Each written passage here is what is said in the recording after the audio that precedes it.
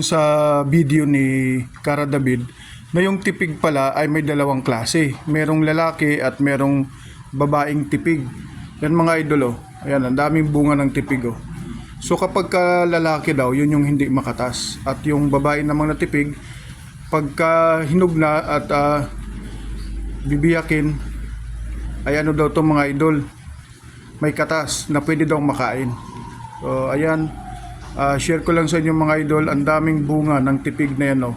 Kaya try natin kung anong klaseng tipig ito. It is a boy na tipig or girl na tipig.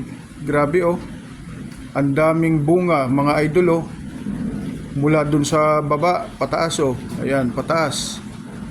Yun, hanggang sa dulo. Ang daming bunga mga lods.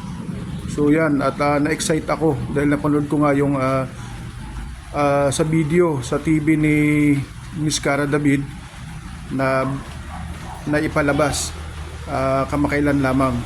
Yung mga idol, oh, yan yung puno ng tipig dito sa amin sa Taytay, Rizal. So siksik, liglig at umaapaw ng mga tipig, mga lods.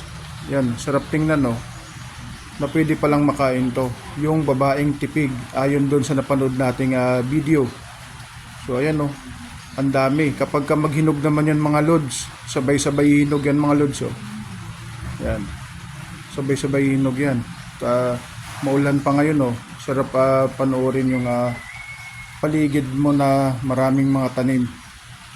So ayan mga lods, at i-share ko sa inyo yung aming tipig tree. Kung tipig nga daw, kung tipig talaga to, eksperto lang ang makapagsasabi.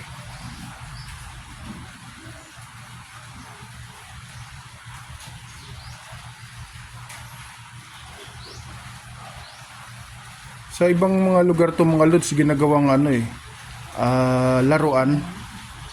Ginagawang laruan to, eh.